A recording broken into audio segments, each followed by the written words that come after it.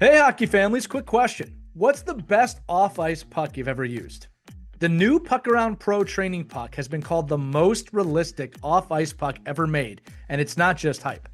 It's the same size and weight as a real puck with a specially engineered core that delivers a true on-ice feel for stick handling and shooting. It's already earned hundreds of five-star reviews, and when it first launched, it sold out in just 1 week. Players, coaches, and trainers are loving it, and if your kid's out in the driveway or on the street or in the garage, this puck will take their training to the next level. It's a great way to support your player. It's also a great way to support our show. So don't wait. Head over to hockeywraparound.com right now. Use the code OKPH to grab a discounted 2-pack of the Puck Around Pro Training Puck. Again, that's hockeywraparound.com and use the code OKPH. These are not going to last long, so pause the episode and grab yours before they're gone. Thanks for being the best audience out there. Skate on.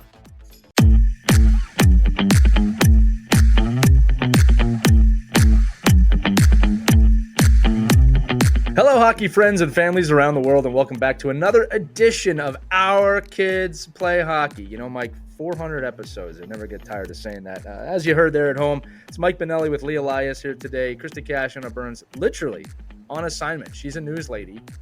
That's her real job.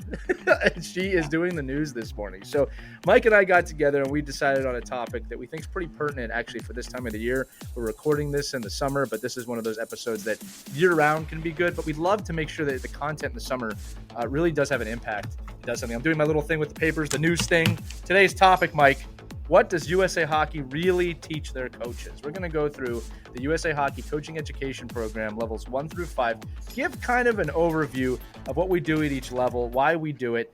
It's an important discussion because I think, A lot of people don't know what USA Hockey is teaching the coaches. B, I think sometimes the expectations of parents of what we teach coaches is a little bit too high in terms of what we should be able to do and what we need to be able to do. But it really all starts out with this, Mike, is that, you know, when it comes to the CEP, the Coaching Education Program, USA Hockey is not trying to create professional, high-level super coaches that can coach in World Junior Championships and professional leagues. They're trying to create youth hockey coaches. And you really got to bring it back when you think about what are we teaching. Now, again, every coach, every youth coach in the United States must go through this program. It's a requirement. It's all about age-appropriate training. It's athlete-centered coaching with long-term development in mind. And it also, as you will find, encourages continuing education for coaches. It's a pretty robust program, and it's an important program no matter what your skill level is. If you're brand new to hockey and you're a dad or mom that is just trying to volunteer, or you are someone like me who has coached professionally, you still need to go through this program. There's still value in it. But, Mike, we're creating youth hockey coaches in the United States. Again, as I introduced you, Mike, just so people know, Mike's been doing this for a long time. He's been doing it for about 10 years plus. He's one of the teachers. He's one of the instructors. He is literally the best guest you could probably have here today for this episode. Mike, let me pass you the puck. Not the best, but we did have a big reach. And I mean, I used to run the, basically our East District of New York, which is, we probably have 2,000 or 3,000 coaches come through the program per season. So it's a large large piece of the organization. And I think, more so than teaching coaches how to coach, it's more about teaching how we have to understand people learn. And I think as coaches, we want to understand, like, how do people learn and how can I present material that the kids can take in, as opposed to, can I just, I played hockey. I know how to run a power play. I know how to run a penalty kill.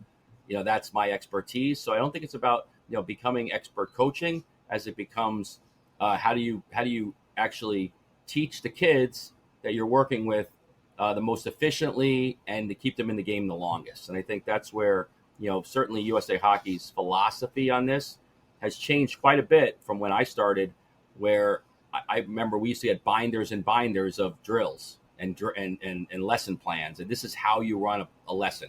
Where now that's only a very small component of the coaching education program.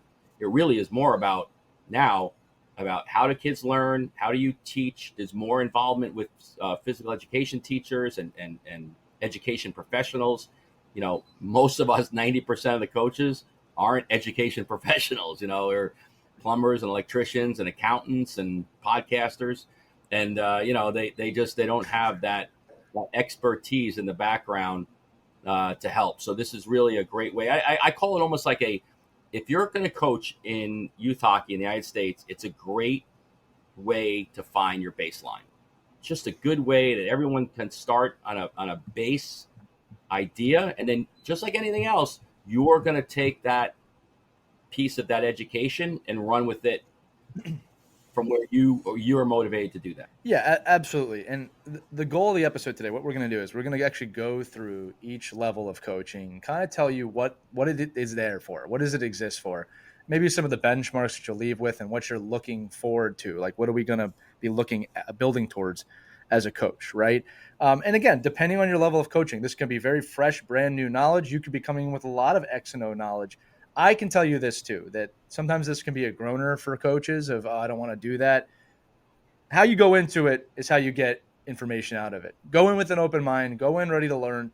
There's something in every level of the CEP for you to learn, okay? But you got to be realistic about why you're there, what we're teaching, and who we're teaching, right? So let's just start with level one. So the breakdown here is level one can be taken, and then you can hold on to that for a while if you're doing certain age groups.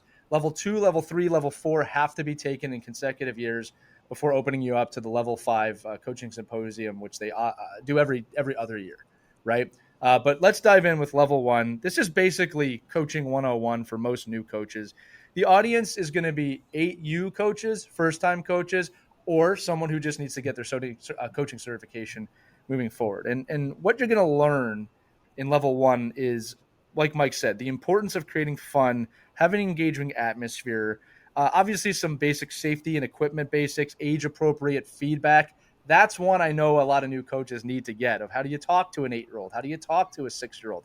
It's not the same thing as talking to a 22-year-old. Obviously, how to deal with parents and communicate expectations.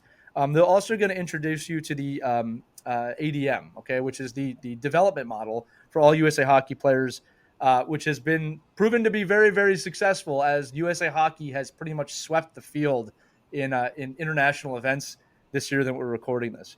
But again, I think the goal, Mike, for level 1 is we really want you to be able to walk away from this, being able to run a small area game, being understanding of how to speak to athletes and how to teach very basic skills, which I'm going to tell you, coaches and parents, it's not as easy as you think. I remember one of the questions I was asked, as someone who has coached at the high level, is, can you please break down how to do a hockey stride?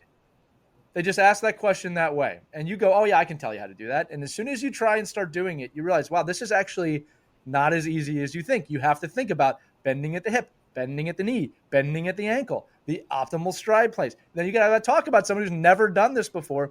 It's actually not as easy as you think. And that's the fundamental starting point before you start teaching things like stick handling and shooting and systems. So, Mike, level 1, again, it is literally elementary in many different ways, but it's a good stepping point to at least turn your brain on of, hey, we don't all know everything. There's something here to learn. Right. So even new coaches that have played at high levels, or maybe there's a lot of coaches that have coached.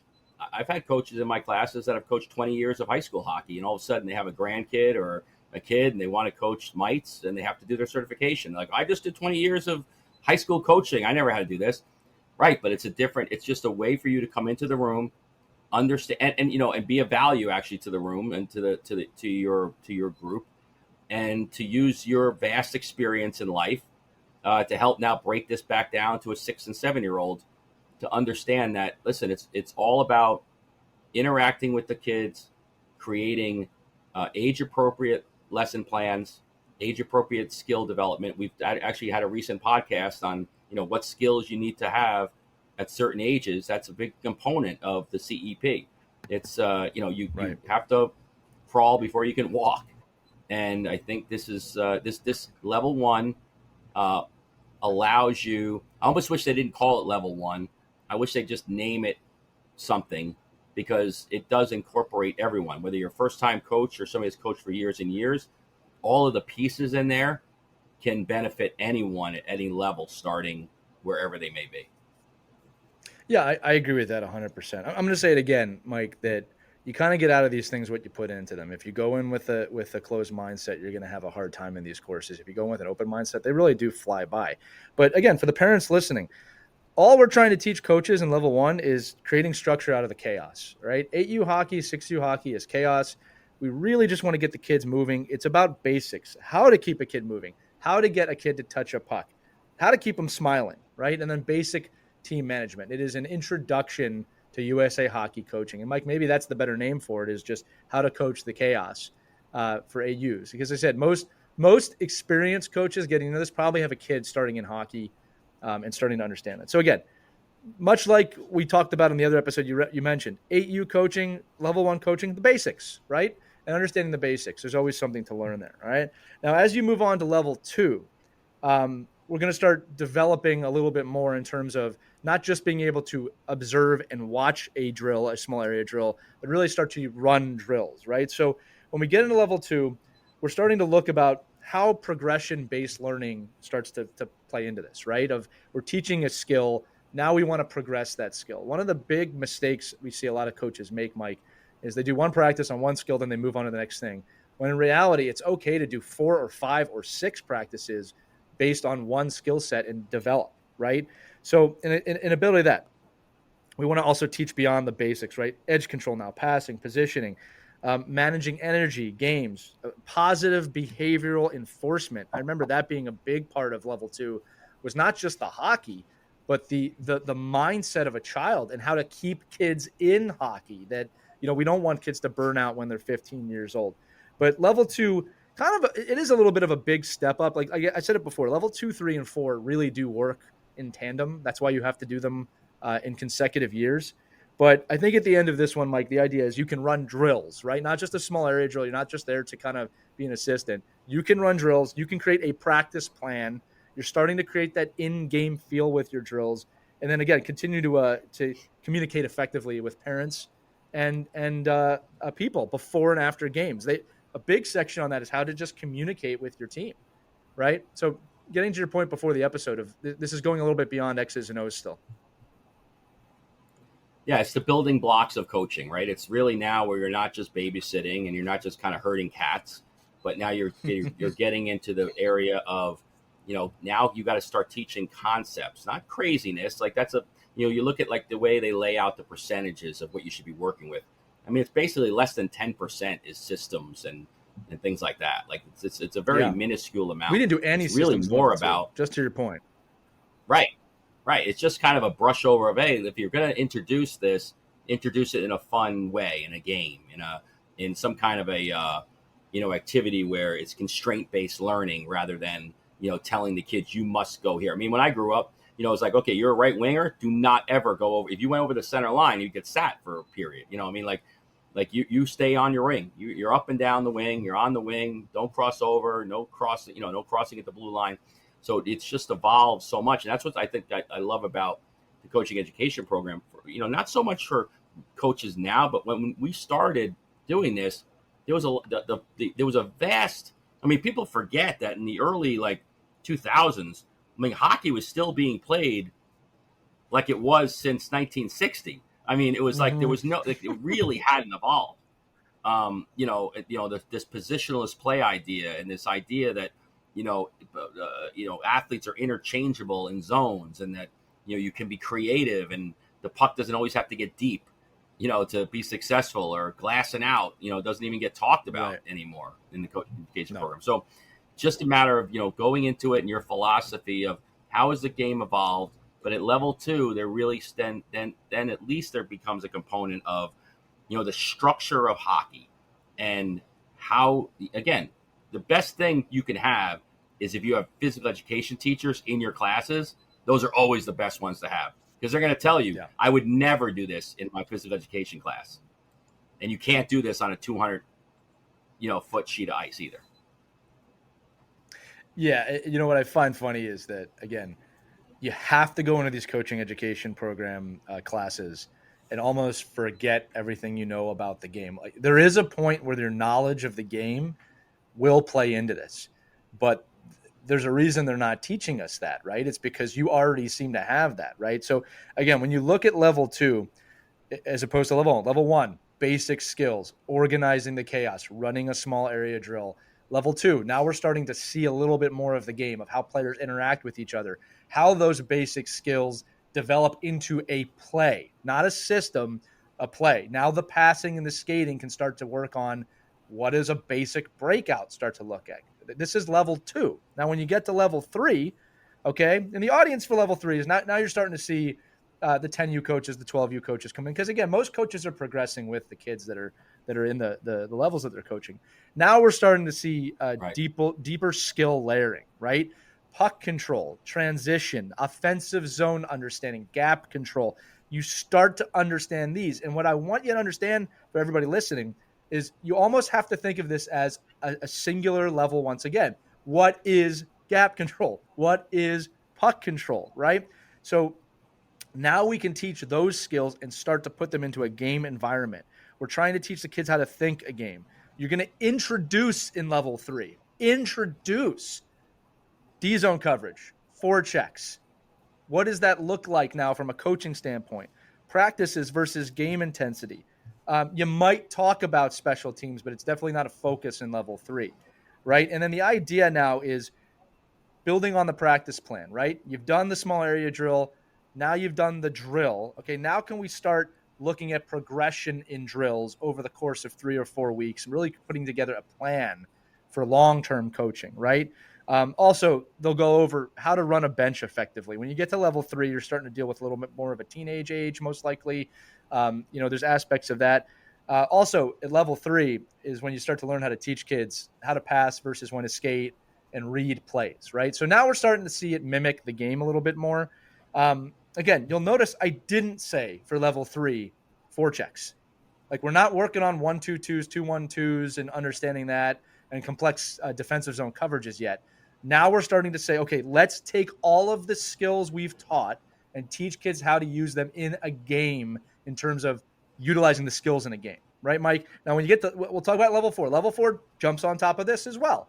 But level 3 really is a transitional level where it's less, okay, let's make sure they're in a line. Let's make sure we're using all the kids at once. You should never have them in a line, right? And saying, okay, let's make this look like the game now. Although you want to make all drills look like that all the time, but from a coaching standpoint, we're teaching the game now. Yeah, you're managing more. I mean, you're managing, and then, introduction of, you can't just be a coach for the players. You have to be a coach for the goalies. It just managing, right. Staff, yes. and having conversations around, how do you use managers and how do you structure your day? And then the biggest thing too is the introduction to really understanding communication and, the type of language you use. And I don't mean like swearing, but the way you approach a player and what you're asking them to do. You brought up the point earlier about teaching a skill. Just screaming and yelling down the ice doesn't do it anymore, right? You have to be more strategic about how are you teaching and how are you setting up your day. I love the fact that in that level 3 and 4, you're going to have so many coaches that are in the room that now have gone through like the pros and the cons. Like, I love that, usually at the end, right, you always talk about like, what are some things you thought getting into coaching would be, and really what was the reality. And it's funny to hear, some of the feedback you get. Like, I thought I was going to be doing this, but actually I was doing this. Like me, like I'll give you an example. Like when I first became a hockey director, I was like, oh, I'm going to love being a hockey director. I get to teach, I get to do this, I get to do that. And I go, I'm really just doing payroll and admin stuff. Like, I don't even get to go on the ice anymore. So it's like, sometimes as a head coach, you have to understand all the different things that go into it. And a big piece of that is that communication piece and learning how to manage a lot of different personalities and people, within a hockey season. Yeah, and from a hockey standpoint, this is cool. I can bring this up now. When you get to level 3, the concepts that they teach you to teach the kids are, I'm going to say it again, they're not as advanced as you think. I mean, they actually break it down to there's 4 types of play. There's defense without the puck, defense with the puck, offense with the puck, offense without the puck. And that's really a big eye-opener for coaches because it simplifies the game and understanding that you have to teach those 4 bases before you can even think about what a system looks like in those spaces. So level 3, Mike, as you said, you're there now because you want to be there, right? You're not just there because you have to be there so much. and it develops. There's also a good point kind of halfway through the episode to tell y'all the coaching program's not dislike school, right? When you're in school, you learn about, we'll just use the Revolutionary War in 4 different grades, and they build upon your education of the Revolutionary War, the Civil War, or whatever you're learning about, right? So the coaching education program does that. Like I said, in the first level, very basic skills: how to skate, how to stride. Level 3, now we're teaching more advanced skills, but in the same methodology that they taught us to teach that skating. Now, when you move on to level 4, I'll say this: this is maybe if you're, an advanced hockey player, it gets pretty fun, okay? Because now you are learning about how to implement systems, right? Long-term player development is something that we talk about, obviously, coaching philosophies, but now we're getting into the advanced X's and O's. Um, forechecks, back checks, neutral zones, power plays, special teams, how to use video as a tool to teach. All of this comes out in level 4. And what I really loved about level 4 is that, that in the class now, you're really starting to make drills, right? Obviously, we go through a lot of discussion in the earlier courses about mentality and philosophy. But what I noticed in level 4, there's a lot more, hey, let's create a drill together, work together. Now share your drill with another coaching group, and you start to see how those philosophies work in. But also how to teach a system, how to teach what F1, F2, F3 really is at this point.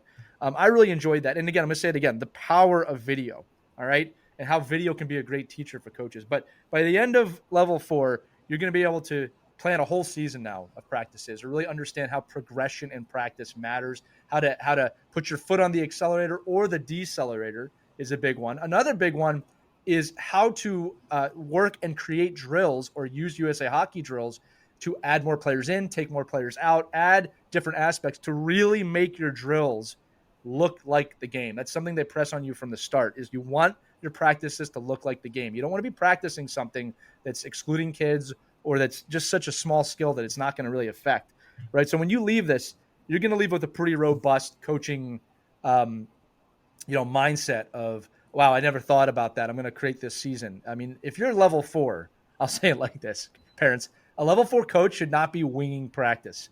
They should come with a practice. They should have it probably sent to you before practice, putting it up on the wall at practice.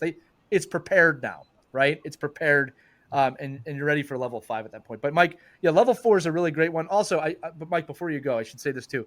Parents, level 4 coaches are required to actually do additional coaching courses throughout the year to maintain their level 4. So a level 4 certification you can maintain for a few years before jumping to level 5.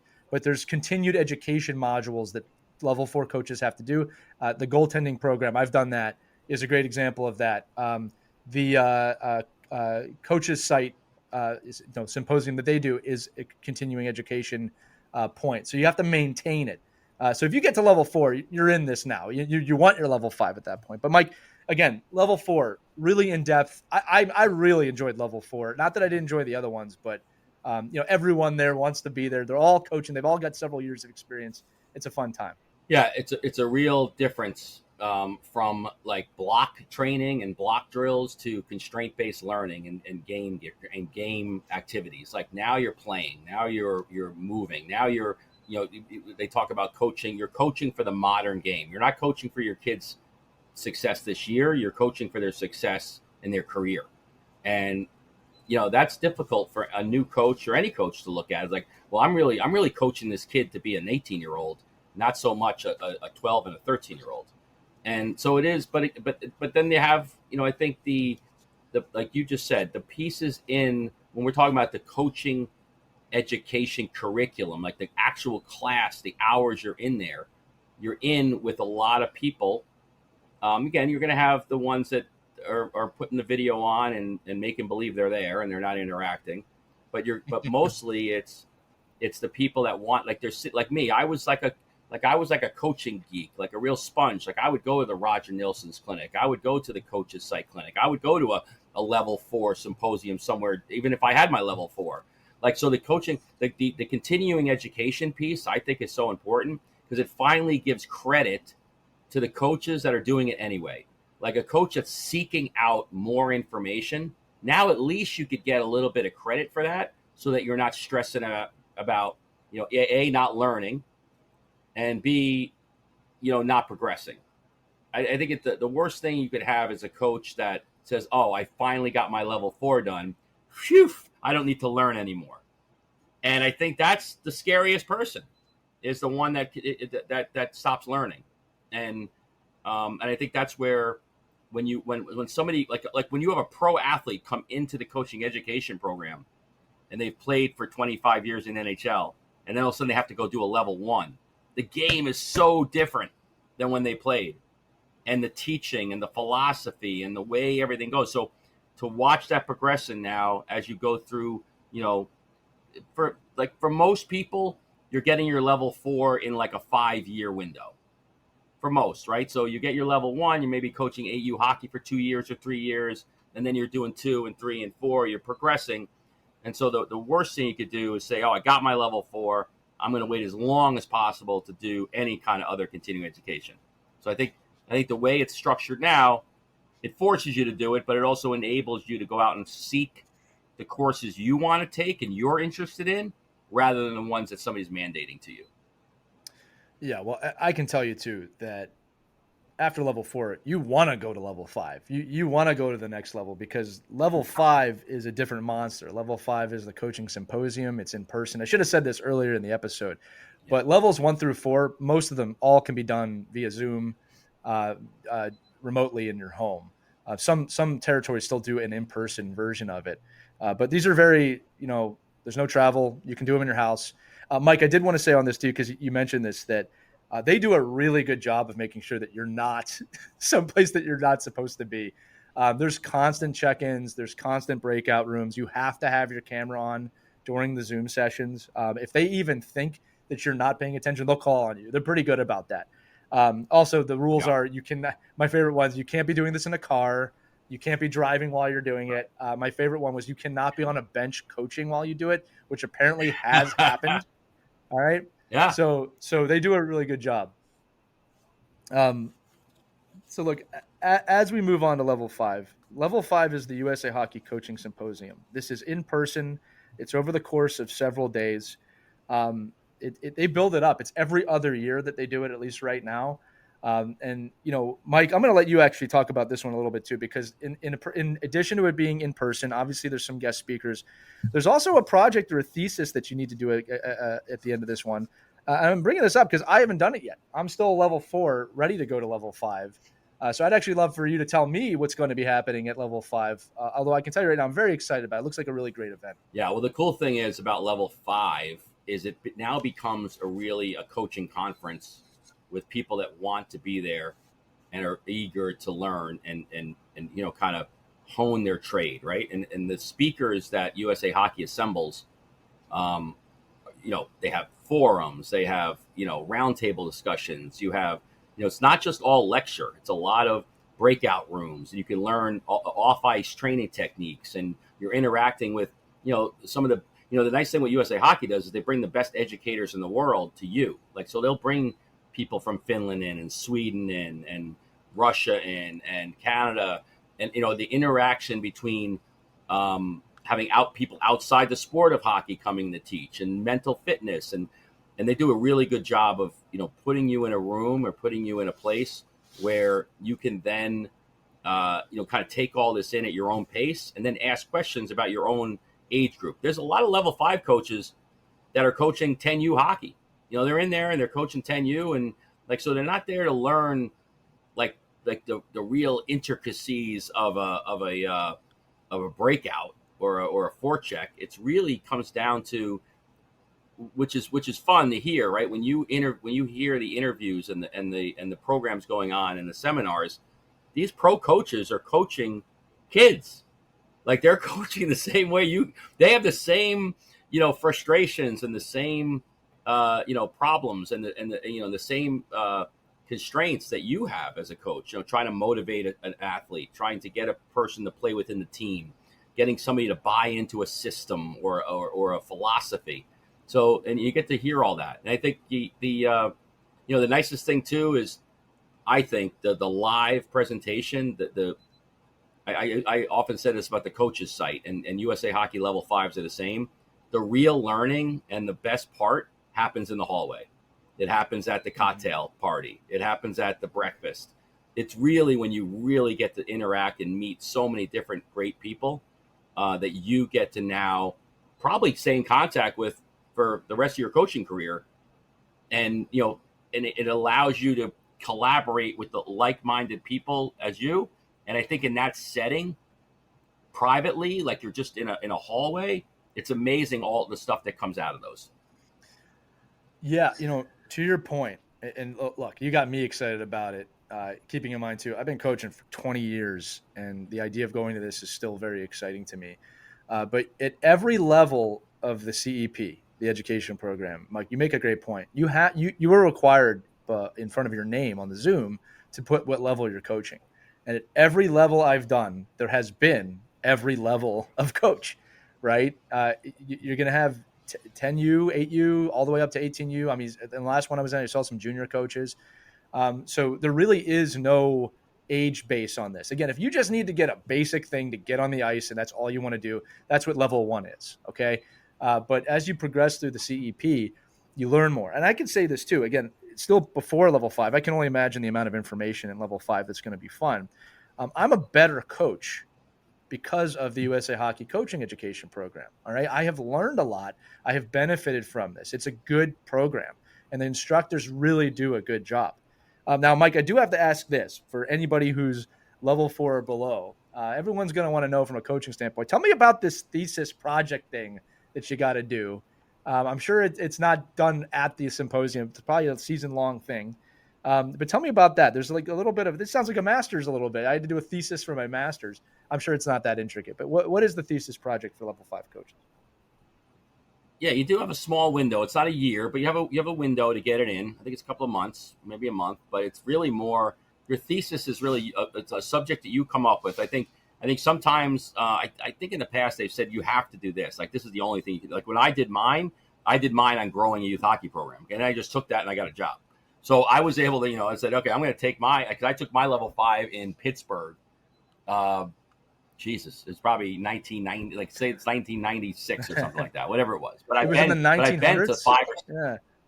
I've been to 5 or 6 or 7 other level 5s now at this point. And Lake Placid and Vegas and that, there's a whole bunch of places you can go to take these things.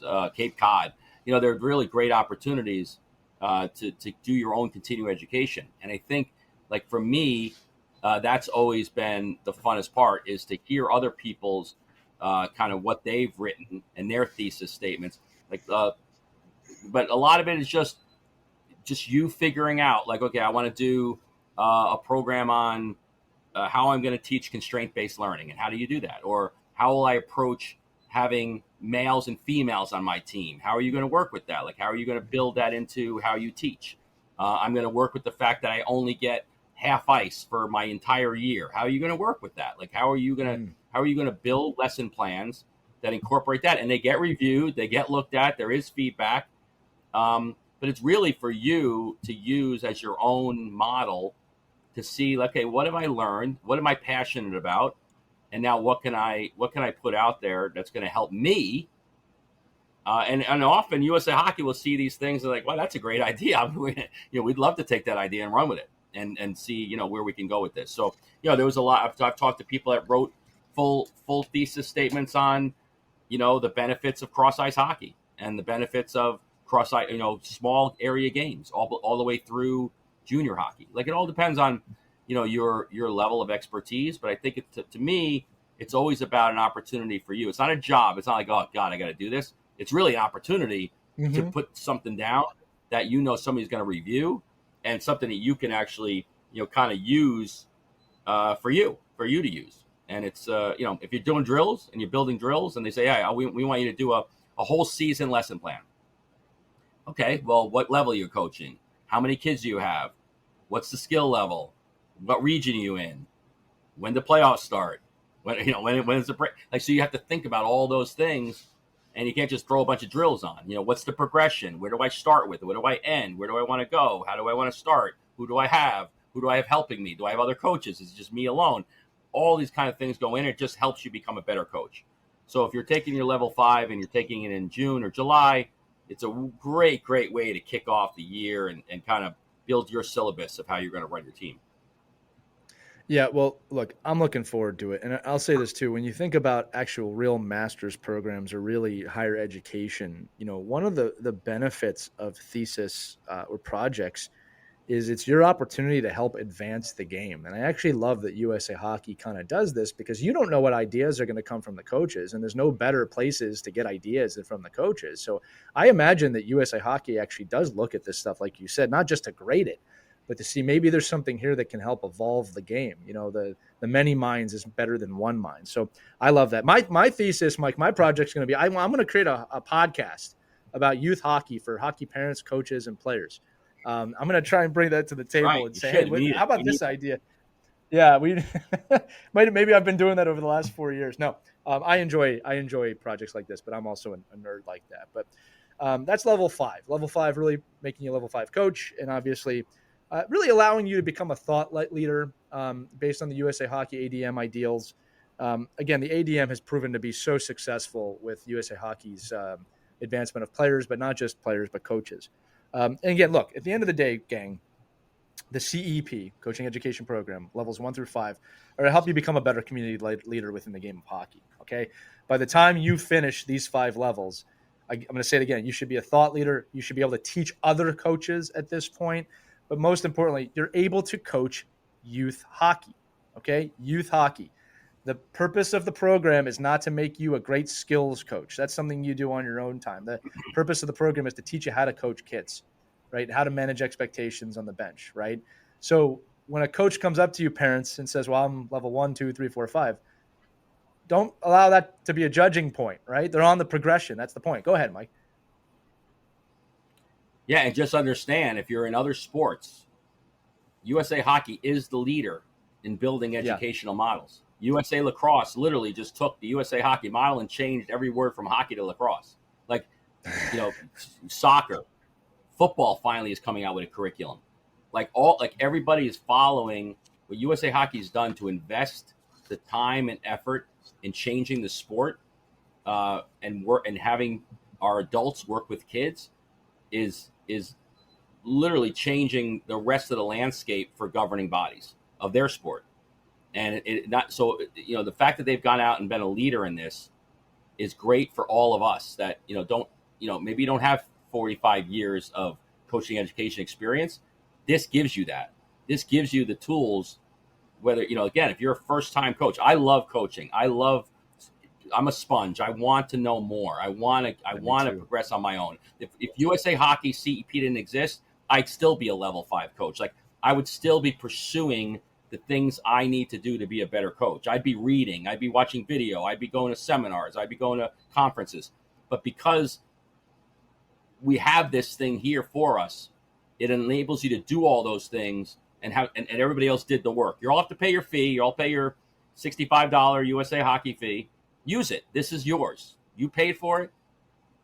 Get all the information you can out of it, and leverage the fact that somebody else did all the work for you. Even if you want to do the bare minimum, this is going to help you be a better person on the bench. Yeah, I love it, Mike. I think that's a great place to close the episode. Again, we wanted to give parents and coaches an idea of what happens in these courses. And want to say to you, they really are valuable courses. Again, I'm going to say this. You get out of it what you put in. If you go in with a closed mind, coaches, you're going to have a hard time. If you go in with a real open mind, you're going to learn something. Primarily, I always say, too, they do a great job of teaching you the difference between teaching and training, right? If you're going into this course, there's a good chance you have some hockey knowledge. I know there's people who go in that are new to hockey. There's a good chance you have some background in hockey. You're going to learn something about teaching versus training. And I can say, as someone who's gone through at least 4 levels of it, I'm enjoying it. I mean, it's not a problem for me. I look forward to these courses. Of course, there's the scheduling. You got to find time to take it or find time to travel to the level 5 thing. But I enjoy it. And I'm going to say this again, too. The continuing education aspect of it, I think, is a wonderful add-on to the entire thing. It's newer, but the goalie certification, the bronze, silver, gold, that has been brilliant, right? And it's not just for goalies. This is an important course for non-goalies, so you can learn how to incorporate goaltenders into your practice, which, believe it or not, is extremely important, right? And then there's other things too that you can take throughout the year. So the USA Hockey CEP coaching education program based on the American development model, successful. I encourage it. I love it.